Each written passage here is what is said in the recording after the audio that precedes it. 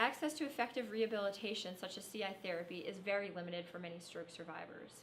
Barriers include limited insurance reimbursement, few providers trained in CI therapy or other intensive interventions, not living close to a clinic, and lack of transportation. So our laboratory created a video game to deliver CI therapy in-home at a much lower cost.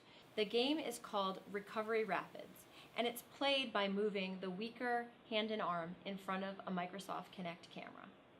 A therapist meets with the client throughout treatment to deliver the carryover components, or transfer package, of CI therapy.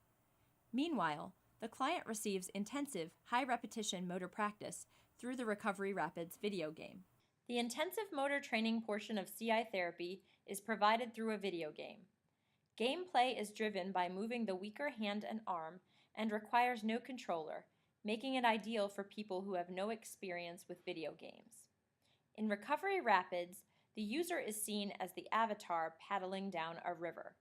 The Connect One video sensor captures body movements of the player and replicates them within the game. Gameplay requires therapeutic motions of the hand, arm, and trunk. Specific therapeutic movements are required, not just reaching an endpoint or target. In this way, the game only works desired movements and minimizes cheating. The game automatically progresses with the player, increasing in difficulty as a player improves. It is also customizable to the needs of the user. For example, if a user has more difficulty with hand activities, the game can be customized to present more hand tasks. In the research that has been done to date, the game has not been used completely in isolation. Rather, gameplay occurs at home between 4 sessions with a therapist. The first consultation visit with a therapist takes about 2 hours. It is very beneficial to have family present for this therapy visit. The therapist first briefly explains the components of CI therapy to the client, which takes about 10 minutes. The therapist will then personalize Recovery Rapids to the client and will train the client to use the game. This process takes about 30 minutes. It is important that the therapist emphasize that the transfer components of CI therapy are equally important to gaming practice to drive brain plasticity and improve quality of life, however. This is why the majority of the therapist-client training sessions are devoted to the transfer package. To ensure that the client fully understands the importance of the carryover components, clients and their families have found it helpful to watch the educational video on CI therapy produced in my laboratory prior to, during, or immediately after the first therapy session. The mitt restraint portion of the CI therapy transfer package has been replaced with a biofeedback smartwatch for the gamified CI therapy intervention. This is because compliance with restraint was poor overall, and clients find use of the biofeedback watch very motivating. The therapist will spend about 5 minutes of the initial consultation visit demonstrating use of the smartwatch. The therapist will then introduce the treatment contract to the client by reading and explaining each component of the therapy. The therapist should briefly present the research on CI therapy. This includes discussing the need for massed practice with the weaker arm and limited use of the stronger arm to drive brain plasticity, and also ensuring that the client understands that quality of life improvements relate strongly to increased use of the weaker arm for daily activities, regardless of a person's motor ability. This takes about 15 minutes. The therapist and client will then compile a list of activities that the client engages in regularly. These activities should be relatively detailed. For example, the task of washing hands consists of turning on the faucet, applying soap to the hands, rinsing the hands, and drying the hands. By identifying tasks in detail, the client is encouraged to reflect upon how the weaker hand can be involved in all aspects of a task. The therapist will then produce several photocopies of this list for the client.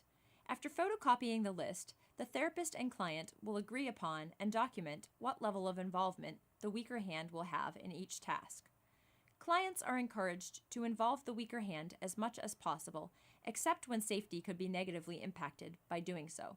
The therapist will help the client problem-solve solutions for using their weaker arm when necessary and will document these solutions on the contract. The therapist and client will then sign the contract.